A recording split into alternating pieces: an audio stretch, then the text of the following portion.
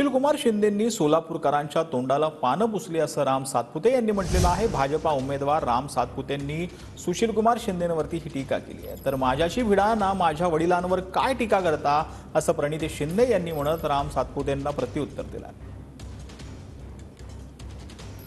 नेते आदरणीय सुशीलकुमार शिंदे साहेबांनी ठरवलं असतं तर काही करू शकले असते। त्या ठिकाणी मुख्यमंत्री होते, केंद्रीय गृहमंत्री होते, परंतु एकदा निवडून यायचं आणि त्या ठिकाणी सोलापूरकरांच्या तोंडाला पानं पुसायचे हा यांचा वर्षानुवर्षाचा उद्योग आहे। त्यामुळे मला विश्वास आहे की सोलापूरकर या सगळ्या गोष्टीचा हिशोब लक्षात ठेवलेला आहे। मुख्यमंत्री झाले, एक कंपनी त्यांना सोलापूरमध्ये आणता आली नाही, त्या ठिकाणी सायकलची फॅक्टरी सुरू करणार होते, नारळ फोडला आणि फॅक्टरीच आली नाही।